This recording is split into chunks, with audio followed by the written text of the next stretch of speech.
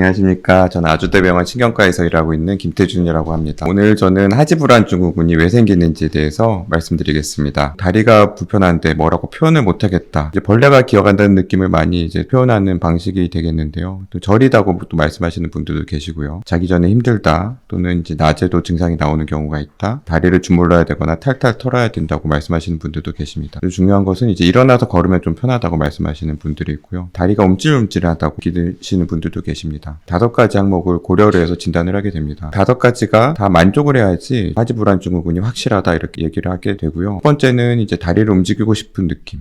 다리를 움직이고 싶은 느낌이 가장 중요한 그런 진단 기준이라고 생각하고 있습니다. 두 번째는 이제 누워있거나 앉아있을 때, 이제 움직이지 않을 때 증상이 발생하고 나빠지는 경우를 진단 기준으로 포함하고 있고요. 세 번째는 이런 증상들이 움직일 때 좋아지는 경우, 다 좋아지진 않더라도 조금이라도 좋아지는 경우를 말하고 있습니다. 네 번째로는 저녁이나 밤 시간대에 증상이 나빠지는 경우가 진단 기준에 포함이 되고, 5번째는 다른 병이 아닌 경우로 얘기를 하게 됩니다. 하지불안 증후군이 어떻게 생기는지 말씀을 드리면, 척수에서 생기는 이론, 도파민 신경 전달 물질과 관련된 이론이 있습니다. 그 이유는 척추가 손상된 분들에서 하지불안 증후군이 발생한 경우들이 많이 알려져 있었기 때문입니다. 뇌랑 그다음에 척추를 잇는 신경 통로가 문제가 있을 때 하지불안 증후군이 생기는구나 그렇게 생각을 하고 있습니다. 이 신경 통로 이상이 생기면 자율신경계가 활성이 돼서 다리를 움직이고 싶은 느낌이 들고 그리고 움직여야지 편해지고 다리를 떨리는 증상으로 나타나게 되고요. 두 번째로는 도파민 치료에 반응이 좋기 때문입니다. 동물 실험에서 도파민 세포와 관련성이 밝혀져 있어서 척수랑 도파민으로 설명을 많이 했었습니다. 또 다른 원인 물질 발견이 됐는데요. 그게 바로 철분입니다. 뇌에 철분이 떨어지는 경우에 하지불안 증후군이 또 잘 생긴다는 것이 알려져 있었습니다. 뇌에 있는 페리틴 수치는 하지불안 증후군 환자분들이 훨씬 떨어져 있습니다. 철분이 떨어진 분들, 몸에도 떨어지고 뇌에도 떨어진 분들이 대표적으로 이제 빈혈 환자분이나 만성 홍판 질환 환자, 하지불안 증후군이 또 잘 발생을 합니다. 뇌에만 철분이 부족한 이유가 뇌혈관에서 뇌로 철분을 운반하는 운반체가 변화됐기 때문이라는 연구 결과도 있었습니다. 뇌에 철분이 부족해져서 그 철분을 이용을 해서 생길 수 있는 신경 전달 물질인 도파민.